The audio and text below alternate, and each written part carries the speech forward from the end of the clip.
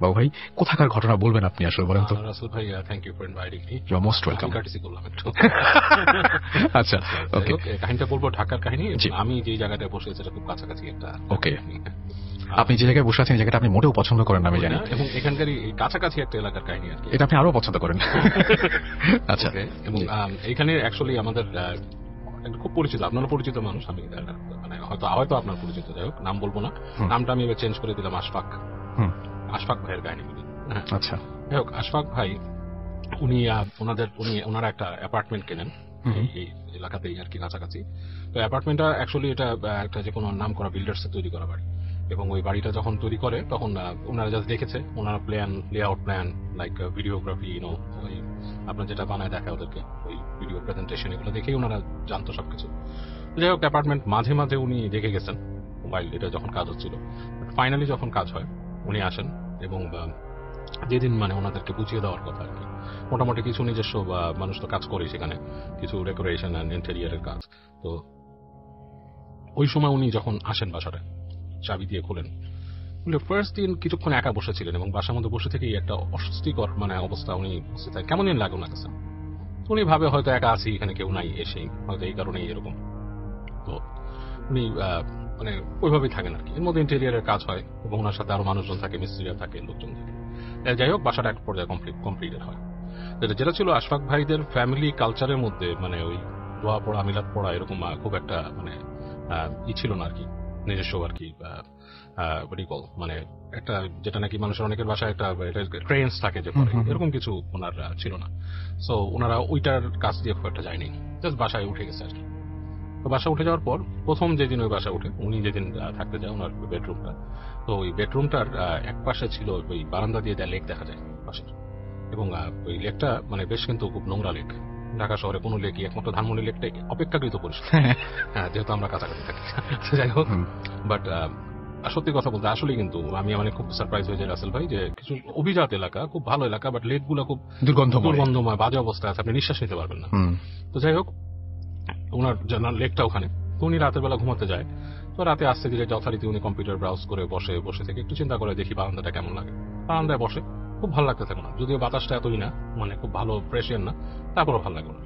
তো এক পর্যায়ে উনি করে কি, ওনার ঘুম আসে, উনি বারান্দার থেকে হেঁটে চলে আসে, এবং ওনার বারান্দার দরজাটা বন্ধ করতে ভুলে যায়, এবং উনি এসে যখন শোয়, যাই হোক বিছানায় শুয়ে আছে, প্রায় ঘুম চলে আসছে আর কি। এই সময় হঠাৎ কোনো একটা কারণে ওনার কিছু একটা ফিল হয়, ঘুম চোখে চলে আসছে সময়। তো উনি আস্তে করে চোখ মেলে দেখেন, মানে চোখ পুরো খুলছে না, আবার বুঝতে পারছে না, এরকম অবস্থা উনি দেখেন যে বারান্দার মধ্যে কিছু একটা উড়ে এসে নামলো। ফার্স্ট উনি ভাবছিলেন যে কোনো পাখি বা রাতের বেলা বেচা টাচা উড়ে, ওনারও এইসব ব্যাপারে খুব আগ্রহ, কিছু বেচা টাচা এই রাতের ব্যাপারে বেশ, he is also night crawler. So ভাবে কোনো বেচা টাচা কিছু থামছে হয়তো লেকের পাশে। পরবর্তীতে উনি একটু বুকের মধ্যে ধপ করে উঠে, উনি যেটা দেখছে সেটা হচ্ছে পাখির মতো কিছু না, it's like a big shadow, like human being এর মতো, মানুষের মতো একটা শ্যাডো, এবং সেটা টানা আছে কালো রঙের, এবং এসে মানে পুরো কালো, মানে অবয়ব কিচ্ছু বোঝা যাচ্ছে না, জাস্ট মানুষের মতো সে টানা আছে, এবং টানা ঝাপটে যে বসছে এটা বোঝা গেছে, এবং ওনার যে পর্দা সেটাও নড়ে গেছে। উনি বেশ মানে ওটাতে মানে বুকের মধ্যে ধাপ করে উঠছে না, উনি ভয় পেয়ে গেছেন। ঘরের মধ্যে হালকা আলো আছে বাইরে, এবং দূরে দেখা যাচ্ছে ছোট ছোট লাইট লেকের দিকে, এর মধ্যেই উনি অন্ধকারে অবয়ব দেখতেছেন, এবং উনি একবার চোখ বন্ধ করে ফেললেন, মানে ঘুমের মতো একটা ভান ধরে দেখলেন যে ওই কালো অন্ধকার জিনিসটা ওনার দিকেই আস্তে আস্তে বারান্দা থেকে। তো উনি ছিলেন আর ওনার ওয়াইফ ভাবি ছিল, ভাবি আপনার ঘুমায় আছে, ভাবির কোনো খেয়াল নাই, উনি ওদিকে ফিরে ঘুমায় আছেন। তো ওই জিনিসটা আস্তে আস্তে ঠিক ওনার কাছে চলে আসেন, ঠিক ওনার পাশে চলে আসেন। এই সময় উনি মানে প্রচন্ড রকমের মানে ওনার যে নার্ভের মধ্যে প্রচন্ড প্রেশার পড়তেছে এরকম সময়। তো উনি চোখ বন্ধ করে ফেলেন, ফেলে এক সময় উনি নিজের অজান্তেই যথেষ্ট দোয়া জানতে পড়াশুনো করেন, এবং পড়াশুনো করেন, এবং হঠাৎ করে তাকায় দেখে যে নাই কিছু একটা, মানে রুম থেকে মনে বোঝা যাচ্ছে যে বারান্দা থেকে কিছু চলে গেছে। তো উনি জিনিসটা মানে ওনার কাছে খুবই ভয় লাগার পরে উনি জিনিসটা কাউকে বলেন না, কিন্তু উনি পরের দিন থেকে চিন্তা করেন যে বারান্দা লাগাই দেবো, বারান্দা করবো না। আজব ব্যাপার ছিল যে আশফাক ভাই উনি নিজে এই প্যারানর্মাল জিনিস বিশ্বাস করতেন, বাট ওনার ওই অন্য দিকের বিশ্বাসটা খুব স্ট্রং ছিল না। হাস্যকরী একটা ব্যাপার, ওনার নামে আমি নিজে হাসতাম লাগে যে how can it be. So একদিকের বিশ্বাস আছে, একদিকের নাই, দুইটাই হচ্ছে আসলে মানে আমরা দেখি না, কাইন্ড অফ লাইক দ্যাট। যাই হোক, তো উনি সিদ্ধান্ত নিলেন যে জানলা দরজা লাগায় রাখবেন। তো উনি এরকম দরজা লাগায় রাখলেন পরদিন থেকে। তো রাতের বেলা উনি একইভাবে উনি শুয়ে আছেন, উনি চিন্তা করতেছেন কখন গানা ঝাপটানি শব্দ শুনবেন। তো দেখলো না কোনো টানা ঝাপটানি শব্দ টব্দ কিছু নাই, এক পর্যায়ে উনি প্রায় ঘুমাই পড়লেন। এক সময় ওনার ঘুম ভাঙছে, তো ঘুম ভেঙে তাকায় দেখে মানে বেশ তখন তাকায় দেখছে রাত 3:30 বা সামথিং লাইক দ্যাট, এরকম সময় মানে ঘুমাইছে 1-1.5 ঘন্টা হয়তো ঘুমাইছে। তো ঘুম ভেঙে গেল, তো মানে he has to go to the bathroom. উনি বের হয়ে উনি বিছনা থেকে উঠে উনি বাথরুমে যায়। তো বাথরুমে যায়, বাথরুমের দরজা বন্ধ করে ভিতর থেকে। যখন উনি বাথরুমে ঢুকছে হঠাৎ করে ওনার মনে হয় যে কিছুক্ষণ পরেই যে ওনার রুমের মধ্যে কেউ একজন আসে। একবার ভাবি মনে উঠছে, ওনার ভাবি মনে উঠছে, তো উনি ভাবির নাম ধরে ডাকে। ভাবির নাম ধরে যখন ডাকে, আস্তে করে ডাকে, খুব জোরে না, শর্ট একটা শব্দ হয়, মনে হয় যে কিছু একটা মুভ করছে রুমের ভিতরে। তো উনি আস্তে করে উঠে যে ওই দরজাটা যখন খুলে তখন উনি তাকায় দেখে ঠিক ভাবির বিছানার সামনে ভাবি শুয়েছে, সামনে ওই কালো একটা মূর্তি, ওই জায়গাটাই একটা আবছা ছায়া। উনি কিন্তু দরজা একটু খুলছিল, পুরোটা খুলে নেই, এবং ওনার এটা খোলাতেই মনে হয় জিনিসটা মানে সেন্স করে ফেলে জিনিসটা, এবং উনি দেখে খুব নিমিষে লাইক মিলি সেকেন্ডের মধ্যে বাতাসের মধ্যে জিনিসটা সেট করে মিলে যায়। এবং উনি খেয়াল করে যে ওনার যে বারান্দার যে যাওয়ার যে গ্লাস ডোরটা ওইটা হালকা ফাঁকা, পুরো খোলা না, হালকা ফাঁকা। তো যাই হোক, উনি তো প্রচন্ড মানে ভয় পেয়ে যায়, এবং সকালবেলা ভাবির সাথে কথা বলে যে তুমি কি স্বপ্নের আপনার কিছু দেখছো নাকি। তো ভাবি দেখে না, কিন্তু ভাবির শরীরের মধ্যে আঁচড়ের দাগ পান উনি, আঁচড়। সো এবং ভাবি একটু অসুস্থ হয়ে পড়েন, কয়েকদিন এরকম অসুস্থ হয়ে পড়েন। তো ওনাদের বাসায় ওনার নানি আসতেন। নানি মানে আমি একটু শর্টকাট করছি, মাঝখানে ছোটখাটো আরো জিনিসপত্র এরকম হয়েছে আর কি, ছোটখাটো ইনসিডেন্ট এরকম। ওনাদের নানি ছিলেন, নানি আসতেন বাড়ি থেকে, এসে ওনারা বলেন, উনি ওর নানির সাথে কথা বলেন যে ও তো এরকম হয়েছে, সো সেকেন্ড দিন এরকম দেখছি, তো এরপর থেকে আচরণ কি কোনো আসর টাসর হয়েছে। ওনার নানি দেখে মরিচ পোড়া সামথিং লাইক দ্যাট কি একটা আছে ওনাদের প্রসিজার, সেটা করে বলে যে হ্যাঁ তোমার ওয়াইফের তো আসর আছে, এবং এটা সম্ভবত এই বাসাটার মধ্যে। ওনার নানি বলেন যে আমি নিজেও ভালো কিছু সেন্স করিনি, রাতের বেলা হাঁটাহাঁটি করে আসে। তো বলে তোমরা মিলাদ দিছিলা, বলে না আমরা দিইনি। তো ঠিক আছে, তোমার আব্বারে বলো যে এখানে মিলাদের ব্যবস্থা করতে, আর তোমার ওয়াইফকে ছাড়াই দিন। তো তখন ওনারা ওখানকার লোকাল মসজিদে যান, যে কথা বললে হুজুর আসেন, উনি বাসাটা বন্ধ করে ওনার ওয়াইফকে ছাড়েন, পানি পড়া দেন, কি করেন, এবং বলেন যে মানে এইভাবে চলতে, নামাজ পড়তে, এগুলো ফলো করতে আস্তে আস্তে ঠিক হয়ে যাবে জিনিসগুলো। আর বাসাটা ওনারা বন্ধ করে দেন, নামাজ পড়ে বলে যে এখানে আসলে আছে, এবং বলে যে এই জায়গাগুলো আসলে ফাঁকা ছিল, তো ডেভেলপ যখন হয়েছে তখন জায়গাগুলোকে আর কি ওইভাবে শুদ্ধি করে নেই, যে কোম্পানি করছে তারাও শুদ্ধি করে। অনেক জায়গায় যখন বাড়ি করার সময় নিয়ম, রাসেল ভাই, যেমন আমাদের বাড়ি করার সময় কিন্তু আমরা ওখানে ফার্স্ট যখন ইট দেই তখন দোয়া টোয়া পড়ে ওখানে ওইভাবে কাজ করা হয়েছে। অনেক জায়গায় দেখা যাচ্ছে অনেক কোম্পানিও বিল্ডিং করে, বাট তারা এতটা মডার্নাইজড ভাবে চলাফেরা করে, বা পোস্ট মডার্ন যুগের মানুষ তারা এইসব জিনিস বিশ্বাস করে না, ধারো সব ন্যাশনাল ওয়েতে সবকিছু চিন্তা করে। ওকে, থ্যাংক ইউ সো মাচ বাবু ভাই, থ্যাংক ইউ সো মাচ। এবং ঘটনাটা নিয়ে চিন্তা করার বিষয় আছে কিন্তু আসলে, আসলে আমি যেটা বলছি, রেশনাল চিন্তা করলে কিন্তু, হ্যাঁ রেশনাল চিন্তা তো আমরা অনেক কিছু নিয়ে করি, যে আমরা রেশনাল ভাবে আমরা অনেক কিছুই এভরিডে লাইফ আমরা করছি, যেটা কোনো এক্সপ্লেনেশন আমরা সত্যি তাই। আমি যেমন অনেককে বলি যে আমরা যে রেস্টরুমে ঢুকি দোয়া পড়ে ঢুকি না, অনেকে কিন্তু বলে স্বপ্ন দেখেন, বাজে স্বপ্ন দেখেন, এসব কিন্তু চলে যাবে। মানুষ যদি একটু পবিত্র থাকে, অজু করে যায়, বাথরুমে যাওয়ার পর দোয়া পড়ে, আমি আপনার কাছে অনেকবার শুনছি বাথরুম খুব প্রিয় জায়গা, এটা থাকে ওদের, এর জন্যই দোয়া আছে ওখানে যাওয়ার জন্য। এবং এর জন্য যদি কেউ মানুষ দোয়া পড়ে যায়, মানুষ যদি অজু করে থাকে, ঘুমানোর আগে অজু করে শুয়ে দোয়া পড়ে ঘুমায়, তাকে কিন্তু কোনো স্বপ্ন দেখবে না, কোনো বোবাও ধরবে না, যেটা বলে বোবায় ধরা কিছুই হবে না। আমরা কিন্তু এগুলো করি না। এছাড়া অনেক আমরা যেভাবে মানে টাকা পয়সা ক্যারি করি, সবকিছুর নিয়ম আছে, আসলে আমরা নিয়ম না মানি, সব ন্যাশনাল ওয়েতে, সব মডার্নাইজ ওয়েতে হয়ে গেছে। মডার্নাইজড মানে যেমন মানুষ আগে বলতো যে অনেক দেখা যাচ্ছে মৌলবীরা বলছে পুতুল রাখার ব্যাপারে, আমরা এটা নিয়ে অনেক বলতাম যে মানে গাঁজা, মানে মানুষ বলে না যে কি পুতুল রাখলে কি হয় সে, কিন্তু এই যেটা হলিউডের মুভিতে যখন দেখাচ্ছে আপনার ওই যে আপনার অ্যানাবেল, তখন কিন্তু মানুষেরা হলিউড সেই তো মানে হলিউডের মুভিতে দেখা গেছে মানে that's something true, very true. আসলেও মানে হ্যাঁ, অদ্ভুত লাগে জিনিসগুলো। থ্যাংক ইউ সো মাচ বাবু ভাই। ওকে রাসেল ভাই, এই কাহিনীটা আসলে আপনার কাছে একটু আগে যেটা বলেছি সেটা আমার পরিচিত মানুষের কাছ থেকেই নেওয়া, এটা মানে আসলে ওনার ঘটনা বলা না, ওনার সাথে মিষ্টি জানা। আর এখন যেটা বলবো সেটা আমার খুব ক্লোজ একটা ফ্রেন্ডের ঘটনা, ওর মানে মারা গেছে, এখনো নাই, বাট ওদের মানে ফ্যামিলিতে ওদের বাসায় যেটা হতো আর কি। তো ও যখন নাকি ছোটকালে, আমার ছোটবেলার ফ্রেন্ড যেহেতু স্কুলে পড়তো, তখন থেকে সে বলতো যে ও যখন ঘুমায় তখন দেখে যে ওর বাবা মা আরো ঘুমাতো, আর ওদের বিছানার চারিপাশে উঁচু মানে বেশ লাইক 8-9 ফিট উঁচা কিছু জিনিস ঘুরতো ওদের খাটকে ঘিরে, লাইক পাহারা দিত। তো সে ছোটবেলাটা দেখে ভয়ে সে কিছু করতে বলতে পারতো না, এমনকি বাথরুমের কথা বলতো না ভয়ে। সো পরবর্তীতে ওর বাবা মারা যায়, বাবা মারা যাওয়ার পর ওদের বাসায় উদ্ভট জিনিস মানুষ দেখা শুরু করে। সো মোস্ট প্রবাবলি ওর বাবা জিন পালতো, জিনদেরকে বশ করে রাখছিল। এটা হয়তো জানেন যে জিনদের বশ করা কিন্তু হারাম, যারা করে তারা এটা খুব অন্যায় উপায় করে, মানে যেই জিনের সাথে জিনকে বাধ্য করলে কিছু করতে সেই অন্যায় উপায় করতেছে, এটা হারাম, এটা একটা হাদিস আছে। যাই হোক, আমরা ইসলামী আলোচনায় গেলে তো অনেক দূর চলে যাবো, বাট ওটা বাদ দিই। বাট হারাম একটু বলে রাখলাম। তো যখনই ওই ছাড় পেয়ে গেল জিনরা, ওর বাবা মরে যাওয়ার পর হয়তো জিনদের আর কেউ আটকায় রাখার নাই, তখন তারা ওই জায়গাটার উপর অত্যাচার শুরু করে, মানে বিভিন্ন রকমের সমস্যা ওদের বাসায়। আমি নিজে গেলে দেখছি একবার, আমার নিজেরই ঘটনা। আমি ওদের বাসায় ঢুকতে গেছি, তখন আমি স্কুলে পড়ি মনে হয়। সো মানে আমি দেখলাম কেউ একজন দৌড় দিয়ে বাসার পিছনে চলে গেল। ইটস ফেল লাইক আমার এক ফ্রেন্ড গেছে, আমিও তার পিছিয়ে দৌড় দিছি। দৌড় দিতে যে হঠাৎ করে দেখি পায়ের নিচে মাটি নেই, কুয়ার মতো ঢুকে গেছে ভিতরে। তো বাসাটা ছিল এই ধরনের। হ্যাঁ, সো এবং ওদের ছাদের মধ্যে শব্দ শোনা যেত, মানে কেউ করতেছে। দেখা গেল পরে দুটা ছোট ছোট বাচ্চা হামাগুড়ি দিচ্ছে, মানুষ দেখছে ছাদে। এবং ওই বাসার ছাদের মধ্যে ওই একজন, ও একটা চিলে কোঠায় একটা লোক ভাড়া থাকতো, সে দেখে বলছে সে রাত্রেবেলা দেখছে দুইটা বাচ্চা হামাগুড়ি দিচ্ছে পুরো ছাদের ভিতরে। সো মানে এই ধরনের ব্যাপার ছিল ওদের বাসা। তো আমার ওই ফ্রেন্ড, ও একদিন এরকম দুপুরবেলা, ও নিজেও মানে পরে পজেস্ট হয়। পজেস্টটা কিভাবে হয় যে, ও একদিন দুপুরবেলা আপনার বাসার মধ্যে, ওর একটা ভাই ছিল মারা গেছিল, ওর একটু ভাইটা অনেক ওর সাথে খুব ক্লোজ ছিল, একসাথে ঘুরতো ফিরতো, ওর থেকে 2 বছরের বড় এরকম। তো ও রাত দুপুরবেলা শুনে যে দরজা নক করতেছে কে জানি। তো ও তখন ক্লাস 6-7 পড়ে এরকম। তো ওই দেখে ওই দরজা নক শুনে ও বের হয়েছে গেট খুলতে, কে দরজা নক করতেছে। তাকায় দেখে যে গেটের সামনে ওর বড় ভাই দাঁড়ানো। ওর বড় ভাই দাঁড়ানো, হঠাৎ করে ওকে দেখে মাথাটা এরকম ঘুরে ফেলছে, নিজের মাথাটাকে টুইস্ট করে, লাইক ঘড়ির কাটা অনেকটা লাইক 90 ডিগ্রি অ্যাঙ্গেলে না, লাইক 45 ডিগ্রি অ্যাঙ্গেলে করলে যেরকম হয় সেভাবে মাথাটা ঘুরে ফেলছে। এটা দেখে সে প্রচন্ড ভয় পাইছে, এবং ওই যে ভয় পেল, ওটা থেকে ওর জ্বর আসছিল।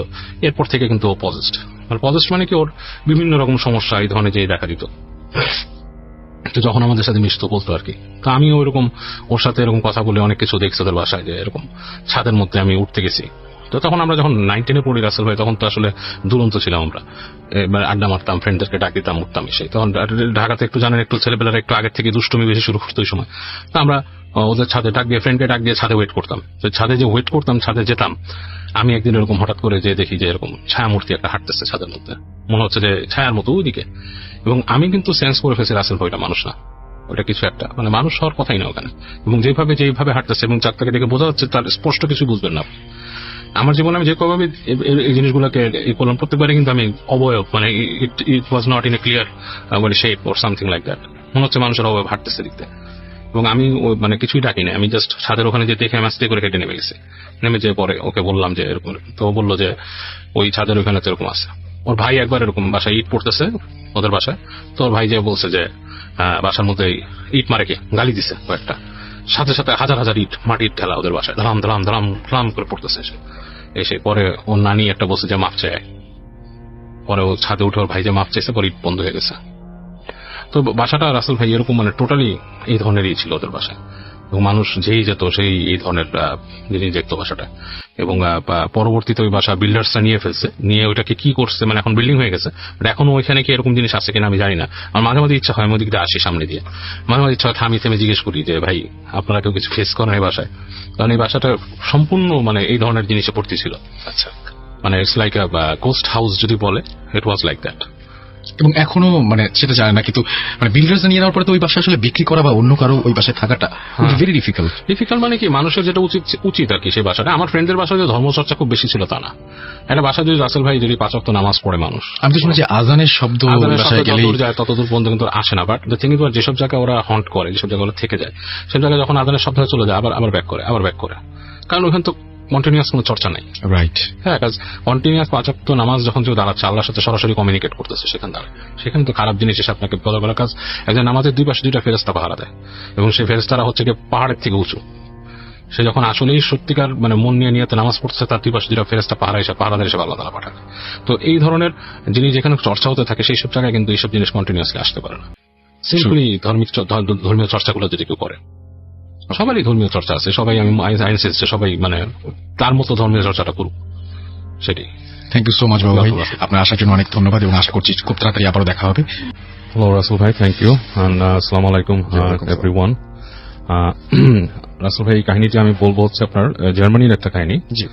সাইফ নামে একজন শেয়ার করেছে আমার কাছে, সে একজন বিদেশির কাছে শুনেছে, যার কাছে শুনেছে তার নাম ছিল লুথান, এন্ড লাস্ট নেমটা আমি আসলে খেয়াল করতে পারছি না, সামথিং ডিফারেন্ট।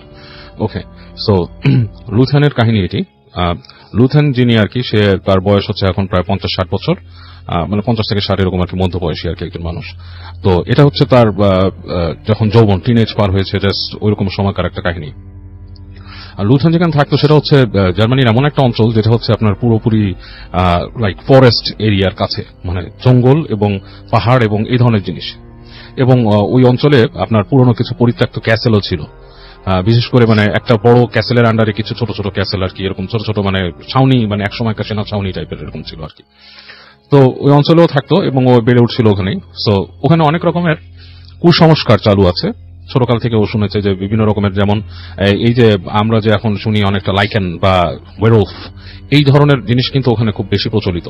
এই ধরনের মিথ যে ওরা বিশ্বাস করতো ওই গ্রামের লোকরা যে ওয়েরউলফ বলে কিছু আছে মিথ, যদিও অনেকেই দেখে নাই। বাট আমরা যেমন ছোটকালে রাসেল ভাই কাহিনী শুনি যে মামদভূত, গেছভূত, হ্যাঁ, এই ধরনের জিনিস আমরা শুনি না, যে মাছ নিতে আসছে হাতের মধ্যে ছেঁকা দিচ্ছে এরকম। সো থিংস লাইক দ্যাট, ওই জিনিসগুলো ওরা শুনতো লাইকেনের কাহিনী ওই অঞ্চলে যেরকম এই সেই। যাই হোক, লুথান ছোটকাল থেকে এগুলো শুনে শুনে অভ্যস্ত এবং ও ওই অঞ্চলটা দেখতো, নিজের গ্রামের আশপাশের যে টেরিটরি এইসব জায়গায় ও দেখতে, এবং ঘুরতে ঘুরতে চলে যেত দৌড়াতে দৌড়াতে, যখন কম বয়স বেশ চলে যেত। তো এরকম দেখতে দেখতে ও প্রায় ক্যাসেলগুলোর কাছে যেত, যে ওখানে ঢোকার সাহস পেত না। ওখানকার যে কিউরেটর তাকে জিজ্ঞেস করতো যে এখানে আমি ভিতরে ঢুকলে কি আছে, তো বলতো যে তুমি যাও, ওখানকার মিউজিয়াম আছে, মিউজিয়াম দেখো, কিন্তু বাট আর কিছু করতে পারবে না। তো বাট ও কথা না শুনে ও ওই ক্যাসেলের বিভিন্ন জায়গায় ঢোকার চেষ্টা করতো, কিন্তু খোলা পেত না, কিন্তু ঘুরতো। ও বলতো যে ক্যাসেলের কিছু কিছু জায়গা খুব রহস্যময় ছিল, হ্যাঁ, যেমন স্পেশালি একটা রুম ছিল যেখানে নাকি ঢোকার কোনো উপায় ছিল না, বাট সে বিভিন্ন রকম শব্দ শুনতো ভিতর থেকে। তো এরকম সিচুয়েশনে ও বড় হতে হতে, আর ওর যখন নাকি বয়স ওরকম আর কি টিনেজ থেকে ছাড়ায় উঠছে, একটু বড় হচ্ছে তখন, তো ও শুনতে পায় যে ওর বন্ধুদের কাছে যে ওদের এলাকা থেকে বেশ কিছুটা দূরে, লাইক অ্যারাউন্ড লাইক 40 মাইল এরকম দূরে একজন কালো জাদুকর আছে। কালো জাদুকর বলতে হিজ মানে আর কি, মানে এমনিও সে কালো, গায়ের রঙও কালো, সে হচ্ছে আপনার কালো বংশভূত, আর মানে আফ্রিকা থেকে এসছে কোনো জায়গা থেকে, এবং সে করেও কালো জাদু। তো তার কাছে গেলে নাকি অনেক কিছু দেখা যায়। তো ওর বন্ধুদের কাছ থেকে শুনে যে ওর এক বন্ধু নাকি এরকম দেখেছে যে পাখি থেকে, মানে একটা পাখি তার বন্ধু নাকি একদিন দেখেছে দূর থেকে, তো আসছিল একটা বিজনেস কাজে আর কি, ব্যবসার কাজে গেছিল, তার বাবা পাঠাইছিল। আসার সময় নাকি ওদিক দিয়ে আসতেছিল, আসার সময় নাকি দেখছে যে একটা বাজ পাখির মতো উড়ে এসে বসলো, বসার পর সে মানুষ হয়ে ওই কালো জাদুকরের যেখানে থাকে সেই ঘরটা দিকে চলে গেল আর কি, বাসাটার দিকে। তো শুনতে ওই কালো জাদুকরের কাহিনী শুনে ও বললো যে মানে আমি খুব আগ্রহী এর সাথে মিট করতে, কাজে আমার খুব ইচ্ছা এসব জাদু শেখার। তো ওর ফ্রেন্ড বলে যে আচ্ছা তুমি ইউ ক্যান গো অ্যান্ড তুমি শিখতে পারো ওর কাছ থেকে যদি চাও, ইফ ইউ ওয়ান্ট, বাট তোমার সেই সাহসটা কি আছে কিনা। ও বলে তোমরা তো আমার জানোই আমি যেরকম সাহসী, এমনিও অনেক সাহসী ছিল ছোটকালে নাকি বন্ধুদের সামনে, মানে ওই যে কোনো গর্তে সাপ আছে কি, সাপ এটা কি সাপের গর্ত নাকি কিসের গর্ত, হাত ঢুকাই দিত, এরকম সাহসী ছিল সে। তো ও এগুলো শুনে সে ওখানে চলে যায়, আস্তে আস্তে মানে ওখানে যায় একদিন, যে খুঁজে খুঁজে বের করে যে কোথায় থাকে কালো জাদুকর। তো যে জায়গায় কালো জাদুকরটা থাকে সেটা ঠিক ও আরেকটা গ্রাম, বাট গ্রাম থেকে একটু দূরে, একটু বাইরে আর কি, একটু বাইরে, মানে একটা একটু পাহাড়ি এলাকা আছে ওটার পাদদেশে, ওখানে একটা কুড়ে ঘরের মতো করা আর কি, হাট টাইপের করা, ওখানে থাকে। তো যায় ওখানে যেয়ে দেখে যে বেশ তখন শীত পড়তেছে আর কি, ঠান্ডা ঠান্ডা পড়ে গেছে বেশ, ওই অঞ্চলটা এমনি ঠান্ডা। তো দেখতেছে যে ওখানে মানে ফেন্সের ভেতরে ঢোকার পরেই দেখে যে ভেতর থেকে একটা খুব রাশভারী কণ্ঠ ওকে জিজ্ঞেস করে যে তুমি কি চাও। তো ডাচ ভাষায় কথা বলতেছে, কিন্তু কণ্ঠটা হচ্ছে আপনার মানে আর কি, মানে একটা ডিফারেন্ট টান আছে আর কি, অ্যাকসেন্ট আছে ডাচের সাথে।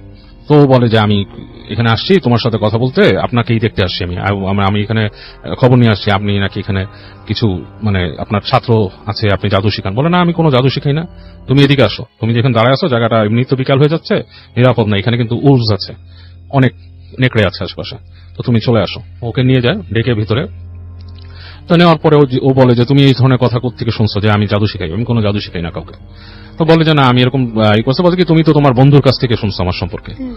সেই বুড়াটা বলে দেয় তোমার বন্ধু সে আমাকে দেখছে বা আমার সাথের কাউকে দেখছে এবং দেখে তোমাকে বলছে।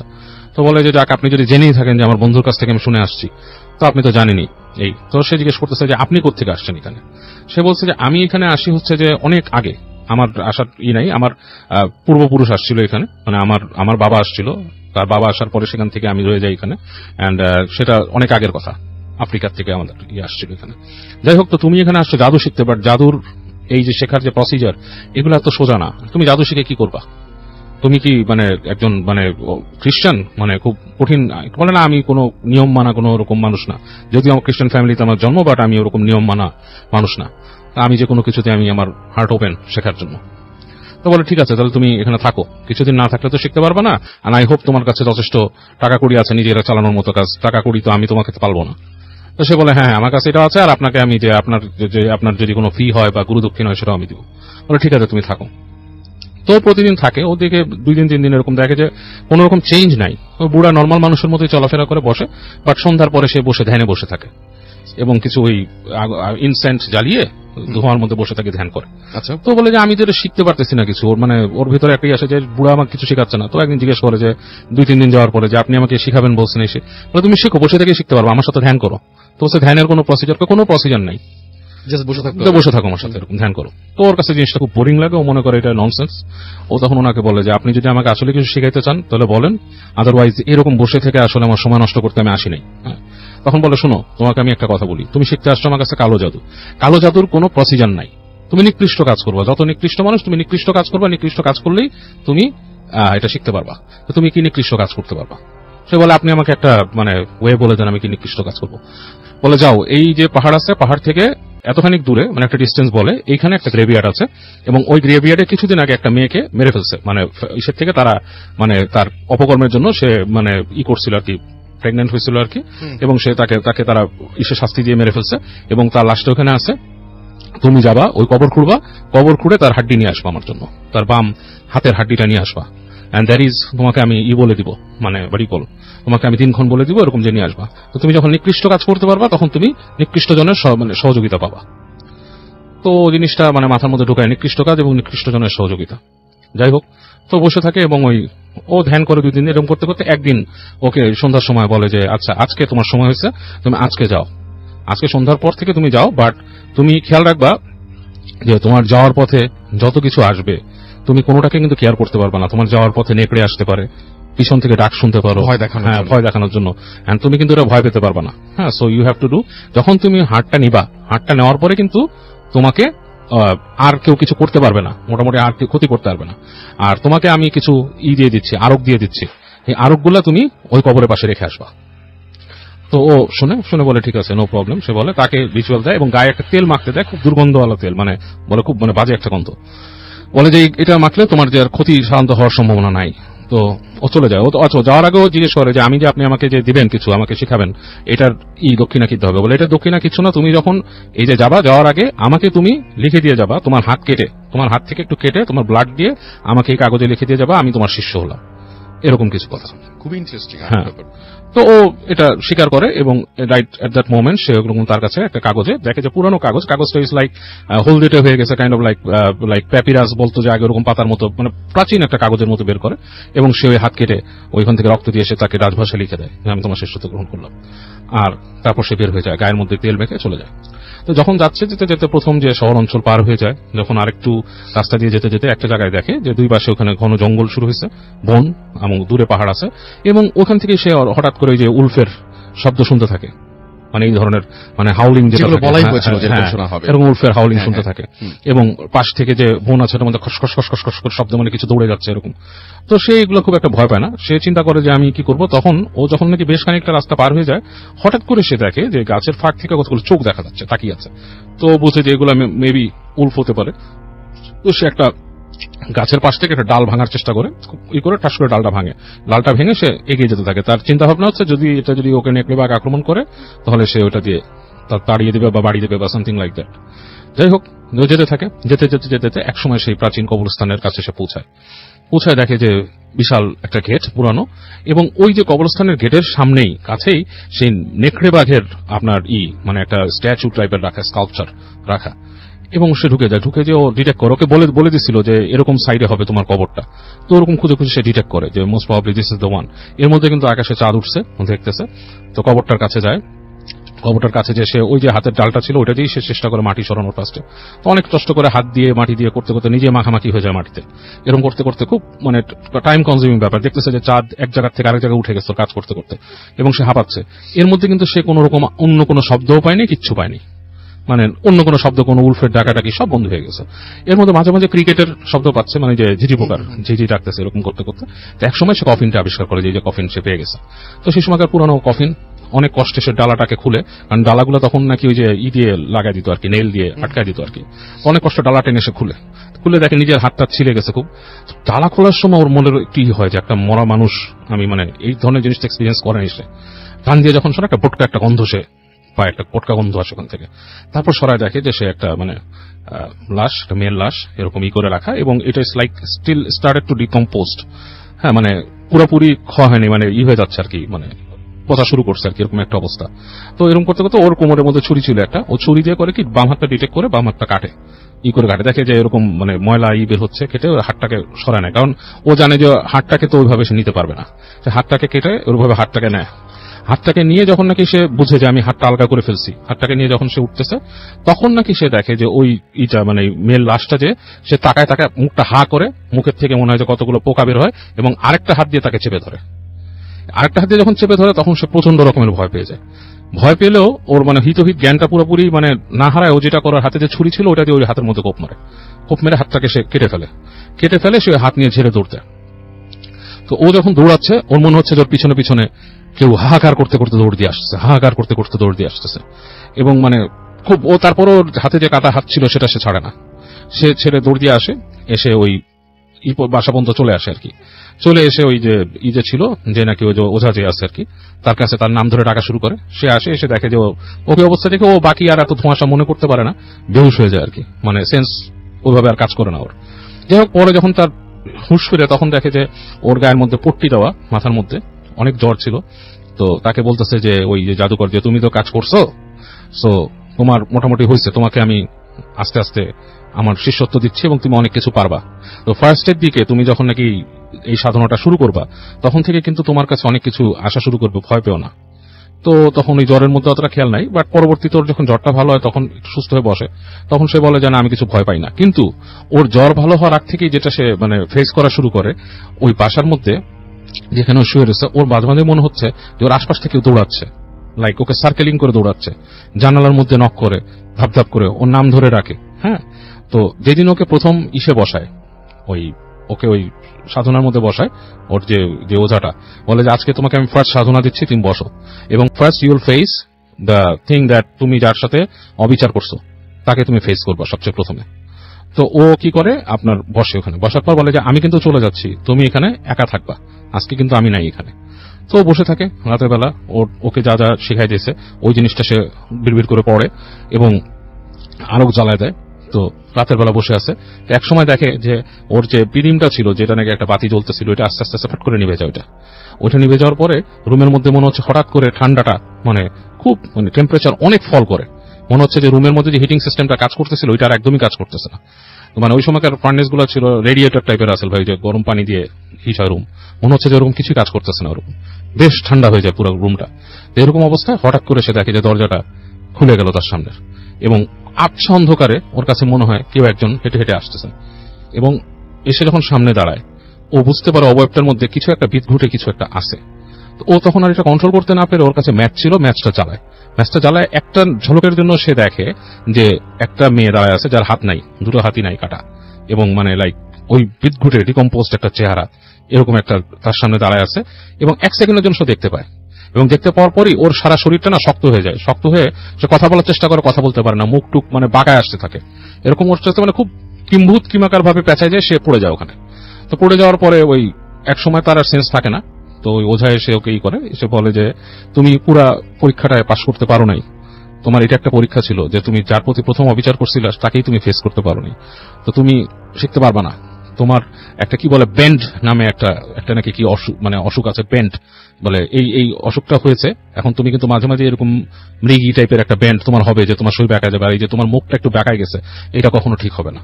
সো এটা হচ্ছে তোমার এই নিকৃষ্ট জিনিস শেখার ফসল, যদি তুমি হজম করতে পারতা তাহলে অনেক কিছু হতো, হজম করতে পারো নাই, তোমার এই অবস্থা, তো তুমি চলে যাও, তুমি যে বেঁচে গেছো এটা হচ্ছে ঈশ্বরের কৃপা, ভালো সাইডের কৃপা, মানে সে তো আর ওইভাবে ঈশ্বর বলে না, ভালো সাইডের কৃপা। তো আমি আশা করব যে তুমি ভালো সাইডের কৃপাতে যেহেতু পাচ্ছ, ভালো সাইডেই চলে যাবা, আর খারাপ সাইডে যাবা না, এবং সবসময় কনফেস করতে থাকো যে খারাপ কাজটা করছো, তুমি একটা নিকৃষ্ট কাজ করছো। তো ওই লুথানের মুখটা একটু বাঁকাই ছিল, এখন পর্যন্ত নাকি মুখটা একটু বাঁকা, এবং সে তারপর থেকে নাকি খুব প্রায় তার যে চার্চ ছিল, চার্চে যে কনফেস করতো, তার মানে কনফেস করার পর সবসময় তার মানে পাপের জন্য সে মাপ চাইতো, সে যে পাপ করেছিল এটা আর কি।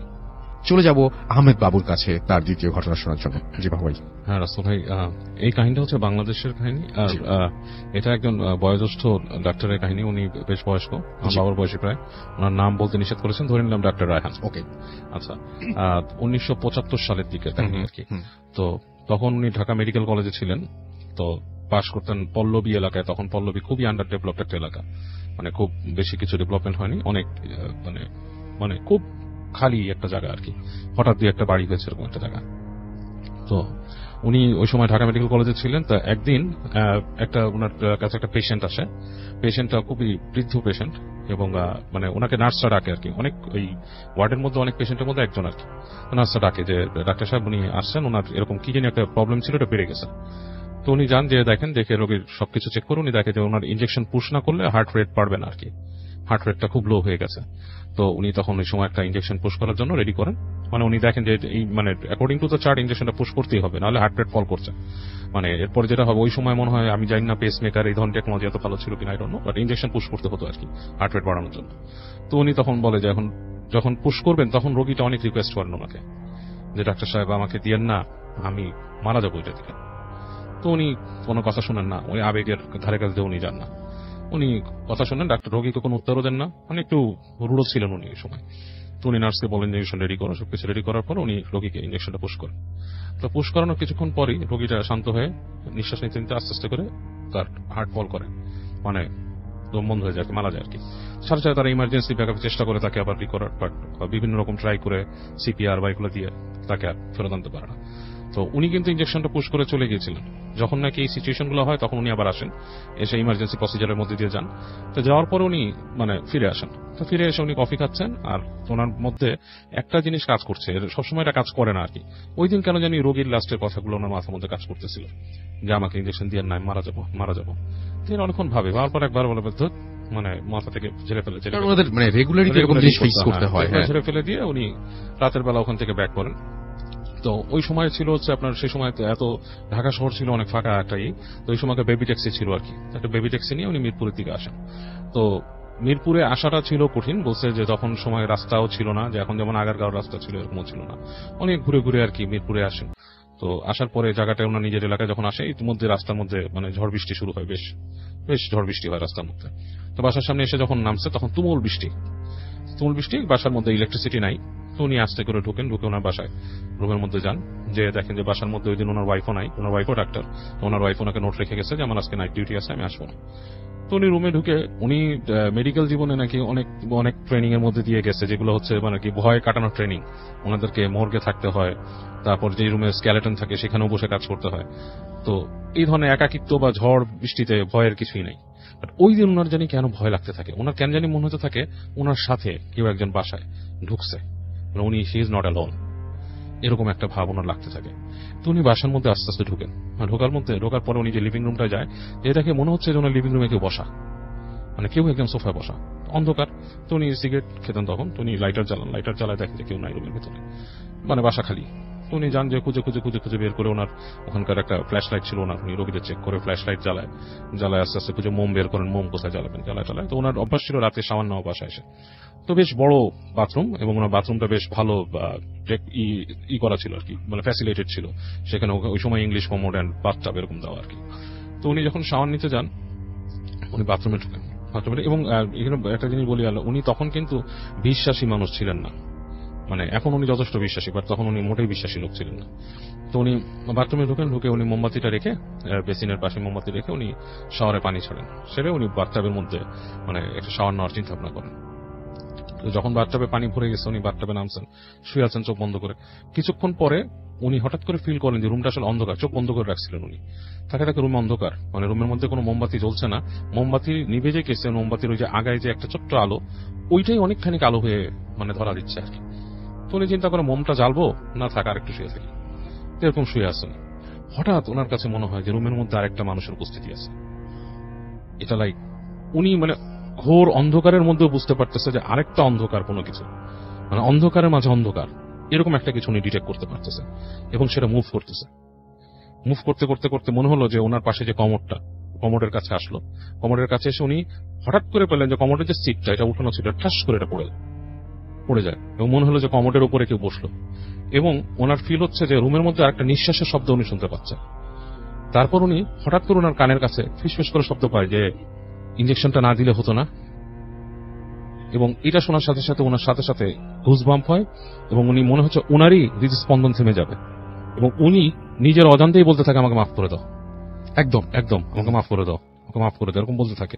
এবং বলতে বলতে কখন যে উনি চোখ বন্ধ করে ফেলছেন বা ঘুমায় গেছেন, উনি সেন্সলেস ঠিক বলে না, মানে ওনার ভাষাতে এটা সেন্সলেস হবে না, উনি ঘুমায় গেছেন যেটা বলছেন, যে উইচ ওয়াজ ভেরি ডেঞ্জারাস, কারণ পানিতে ডুবে মারা যেতে পারতেন। উনি যদি স্লিপ কেটে আরেকটু নিচে চলে যেতেন তাহলে পানিতে ডুবে মারা যেতেন।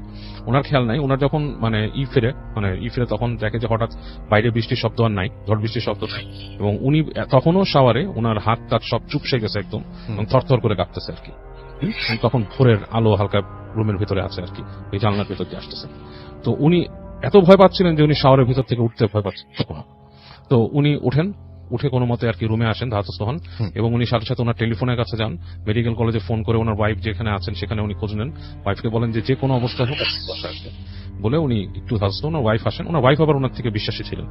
তো তিনি আসেন, এসে দেখেন যে স্বামী ভয়, এবং উনি বলে এরকম ভয় পাচ্ছিলেন তখন ওনার মনে হচ্ছিল যে উনি যে রুমটা বসে আছেন যে কোনো সময় ওই রুমের গেট খুলে ওই লোকটা ঢুকবে, আচ্ছা যাকে উনি ইঞ্জেকশন দিয়েছেন।